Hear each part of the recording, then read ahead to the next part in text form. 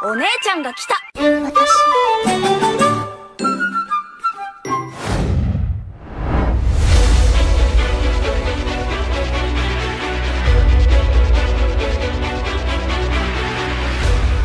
Halo, apa kabar semuanya? Salam kenal dan selamat datang di channel Playlist ID. Masih melanjutkan cerita light novel dari Bleach, di mana di chapter 15 kemarin kita diperlihatkan dengan pertemuan tak sengaja antara Zaraki, Azashiro dan juga Chien di dunia manusia. Dan saat itu, di bagian akhir chapter, Chien secara mengejutkan mulai melepaskan mode resurrection-nya, yang mana hal tersebut secara tidak langsung menjadi pertanda dimulainya bentrokan dahsyat di antara mereka bertiga. Well, tanpa menunggu waktu lama, sebelum kita lanjutkan ceritanya, pasang dulu sabuk pengaman dan segera bunyikan tombol loncengnya.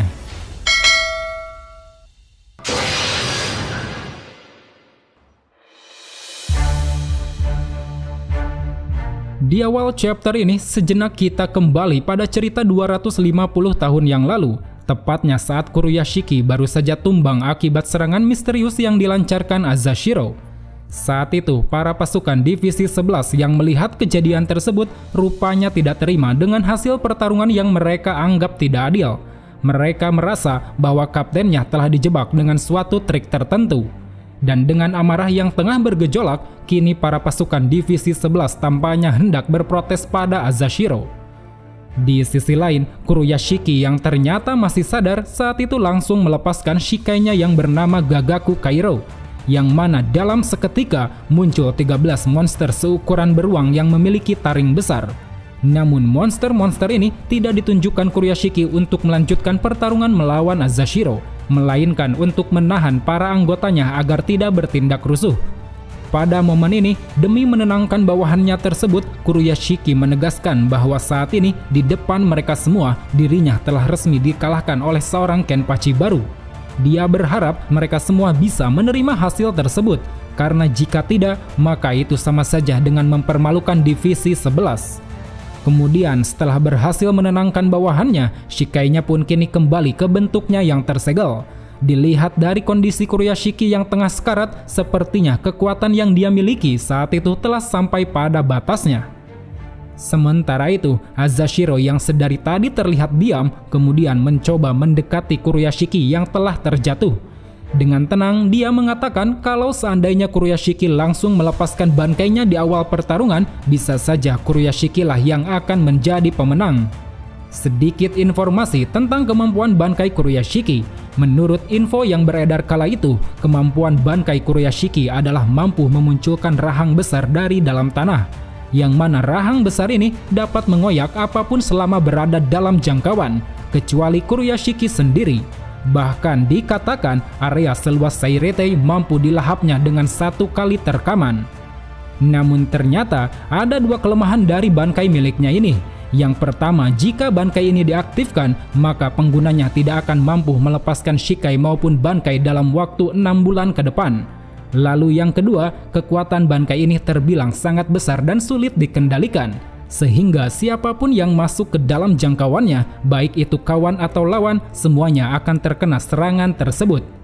Karena keganasannya ini, maka tidak heran jika Sentral 46 menyebut bangkai Kuruyashiki sebagai bangkai berbahaya. Bahkan penggunaannya pun sampai dilarang di wilayah Sairete karena bisa menyebabkan kerusakan yang parah. Dan saat ini, setelah mendengar perkataan Azashiro, Kuruyashiki kemudian mencoba mengatakan sesuatu. Dengan sisa-sisa tenaganya, dia berbisik pada Azashiro mengenai suatu hal. Entah apa yang ingin disampaikannya itu, tapi yang jelas sebelum ajalnya tiba, Kuruyashiki sempat menoleh kepada para bawahannya sambil berkata bahwa meski dirinya mati, tapi Kenpachi tidak akan pernah mati. Setelah berkata seperti itu, Kuruyashiki pun mulai tertunduk dan akhirnya menghembuskan nafas terakhir. Kita kembali lagi ke waktu saat ini di kota Karakura, di mana Chien baru saja melepaskan resurrection-nya di hadapan Zaraki dan Azashiro. Saat itu, tanpa diduga-duga, Chien tiba-tiba saja membuka gerbang Garganta yang langsung menghisap dirinya dan Zaraki ke dalamnya. Sementara Azashiro yang juga hendak dihisap masuk ke sana, rupanya saat itu berhasil menghindar. Azashiro sangat berhati-hati karena jika dirinya masuk ke dalam Garganta, tempat di mana dia belum melakukan penyatuan, maka hal itu sama saja dengan bunuh diri. Karena memang pada dasarnya, tanpa kekuatan Bankai, Azashiro hanyalah Shinigami biasa yang tidak terlalu ahli dalam pertarungan.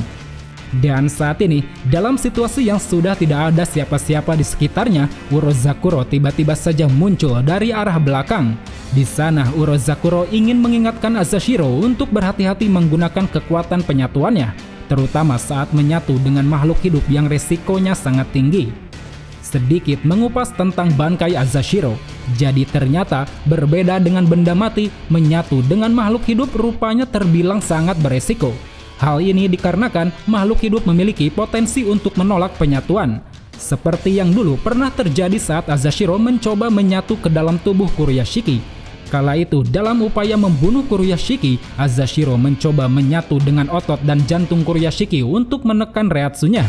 Tapi upaya itu ternyata tidak semulus yang diharapkan, karena saat melakukannya, Azashiro mendapat penolakan dari tubuh Kuroyashiki, yang mana hal tersebut memberikannya luka yang sangat serius. Selain itu, ada juga kelemahan lain dari Bankai yang dimilikinya ini, yaitu yang pertama, Azashiro akan rentan pada satu serangan tertentu. Lalu yang kedua, ketika dalam mode Bankai, Azashiro tidak akan dapat melatih kekuatan tubuhnya. Jadi tidak heran jika sampai saat ini Azashiro begitu sangat lemah dalam hal kekuatan fisik dan daya tahan tubuh. Bahkan saking lemahnya, jika bukan karena Bankainya ini, Shinigami tingkat rendah pun akan bisa mengalahkannya dengan mudah. Dan kini dengan mengetahui kekurangan dari Bankainya, Azashiro pun mulai berencana ingin menyatu dengan Roka. Karena dengan kekuatan Roka, dia akan mampu terhubung ke berbagai tempat dengan sangat mudah. Dan dengan begitu, jika suatu saat Divisi 0 turun tangan untuk menangkapnya, Azashiro bisa melarikan diri dengan cepat. Selain untuk hal itu, kemampuan Roka ini nantinya juga akan memudahkan Azashiro untuk mengubah seluruh makhluk hidup di dunia manusia menjadi pasukan yang akan siap menyerbu Hoikomundo. Sejenak kita berpindah ke tempat lain, tepatnya di wilayah timur kota Karakura. Saat itu, atas perintah Zaraki beberapa saat lalu, para pasukan Divisi 11 tengah mencoba mengejar mobil Don Kanonji yang telah membawa kabur Roka. Namun di tengah pengejaran itu, tiba-tiba saja mereka dihadang oleh beberapa Pikaro. Dilihat dari wajahnya, tampaknya para Pikaro ini terlihat begitu senang melihat ada lawan main yang sama-sama tengah mengejar target yang sama. Lalu seakan ingin mengajak para Shinigami bermain, para Pikaro pun secara mengejutkan langsung melepaskan mode resurrection-nya. Dan dalam seketika setelah diaktifkan, kekuatan Reatsu mereka langsung meningkat secara drastis. Dari punggungnya kemudian keluar sayap transparan yang jika dikepakkan akan menghasilkan hembusan angin yang mampu mengiris tubuh lawan. Di sisi lain, para pasukan Divisi 11 yang tadinya ingin menahan diri, kini mau tidak mau harus mengangkat Zanpakutonya dan melawan para Pikaro. Akan tetapi baru saja mereka hendak bersiap, tiba-tiba dari arah bawah telah muncul tembakan ke arah para Pikaro. Setelah diamati, rupanya tembakan itu berasal dari beberapa gigai yang muncul dari dalam tanah. Gigai-gigai ini terlihat seperti zombie dengan wajah pucat dan sebuah senjata di tangan mereka. Lalu di saat yang sama, tak jauh dari para gigai berdiri, saat itu telah muncul Azashiro yang rupanya merupakan dalang di balik gigai-gigai tersebut. Usut punya usut, ternyata dengan kemampuan Bankainya yang dapat menyatu dengan berbagai materi, Azashiro saat itu mampu mengendalikan beberapa gigai sesuai keinginannya. Kemudian setelah itu, seolah tidak ingin membuang-buang waktu di sana, setelah menciptakan beberapa gigai untuk melawan para Pikaro, Azashiro pun kembali menghilang. Lalu selepas perginya Azashiro, kini beberapa Pikaro yang tadi tertembak tampaknya telah pulih kembali seperti sedia kala. Sedikit mengingatkan bahwa para Pikaro ini merupakan Arrancar yang saling berbagi hidup satu sama lain. Jika salah satu dari mereka terluka atau sekarat, maka yang lainnya akan segera berbagi reatsu untuk menyembuhkan lukanya. Dan kini di tempat itu, bentrokan ketiga kubu pun tidak dapat terhindarkan. Pasukan Divisi 11 di bawah komando Zaraki, para Pikaro di bawah arahan Chien, dan beberapa gigai zombie yang berada di bawah kendali Azashiro. Ketiganya saling bertarung satu sama lain demi memperebutkan incarannya. Sementara itu, di tempat lain, di sebuah reruntuhan bangunan, Don Kanonji baru saja memarkir mobilnya. Saat itu seakan tidak ingin membuat Don Kanonji terlibat lebih jauh ke dalam masalah, Roka akhirnya memutuskan untuk pergi meninggalkan Don Kanonji. Tapi sebelum hal itu dapat dilakukan, tiba-tiba saja dari luar mobil telah hadir Ishida yang sontak membuat mereka berdua terkejut. Rupanya sedari tadi, sejak dari persimpangan, Ishida telah mengikuti mereka ke sana. Dan saat itu sambil menahan lukanya, Ishida tanpa ragu langsung menanyakan tentang siapa diri Roka sebenarnya. Kemudian setelah berbincang cukup lama, bahkan sempat terjadi perdebatan, akhirnya Ishida dan juga Don Kanonji tahu tentang sosok Roka serta apa yang sebenarnya tengah terjadi saat ini di kota Karakura. Namun di sisi lain, setelah selesai bercerita, Roka yang saat itu tidak tahu bagaimana harus menyelesaikan masalahnya, tiba-tiba saja secara mengejutkan meminta Ishida untuk segera membunuhnya. Karena dengan begitu, dia yakin para Shinigami dan Arrancar yang mengejarnya akan berhenti membuat keributan. Mendengar permintaan itu, Ishida pun lantas terkejut. Memang dia adalah seorang Quincy yang bertugas memusnahkan Hollow. Tapi jika di hadapannya adalah Hollow yang tidak berbuat jahat, maka tentu saja dia juga tidak akan tega untuk membunuhnya. Lalu di tengah kebingungan itu, Don Kanonji yang sedari tadi mendengar percakapan mereka berdua kemudian mengungkapkan pendapatnya. Dengan laganya yang sangat percaya diri bagaikan pahlawan, dia saat itu mengatakan bahwa mau seberat apapun masalah, bunuh diri bukanlah sebuah penyelesaian. Dan selama dirinya ada di sana, semuanya pasti akan baik-baik saja.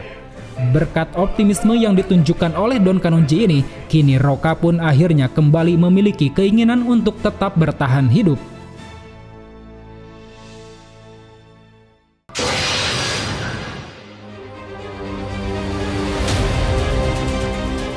Berpindah sejenak ke dalam Garganta, tempat di mana Zaraki dan Chien tengah saling bertarung satu sama lain.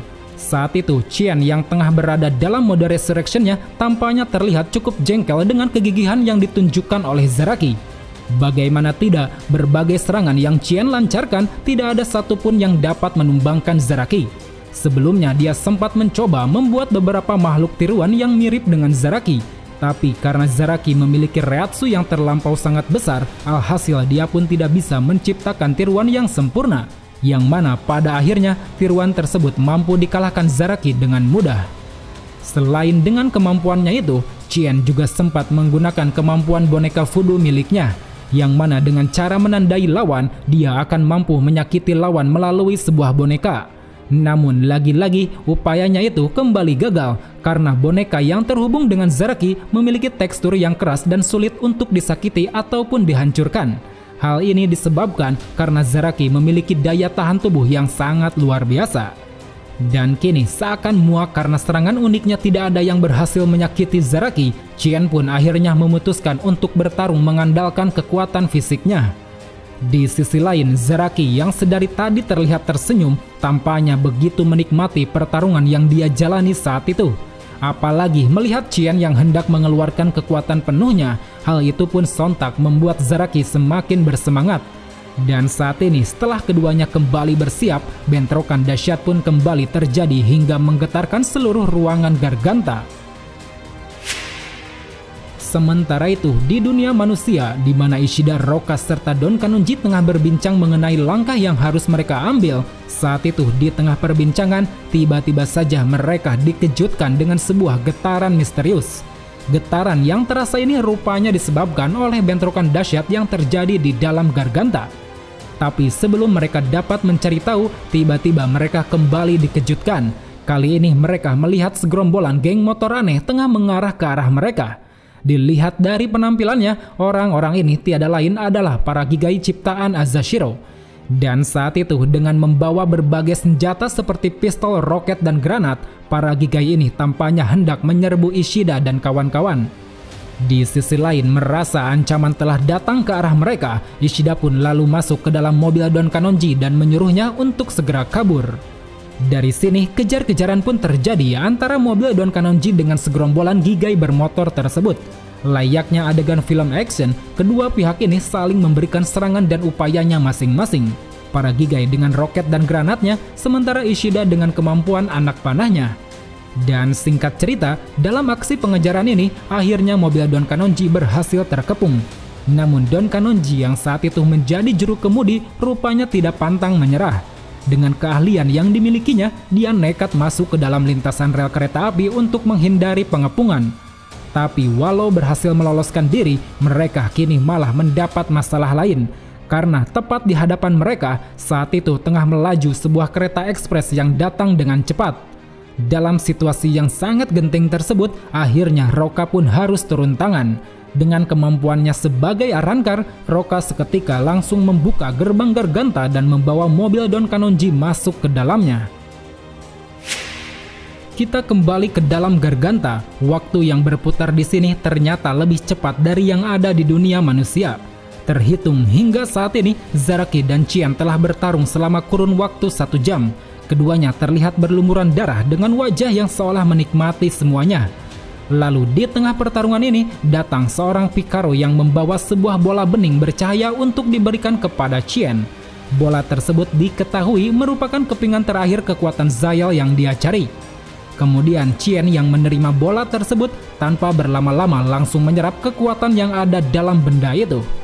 Dan dalam seketika, kekuatannya tiba-tiba saja meluap begitu hebat, bahkan sampai menggetarkan ruangan Garganta.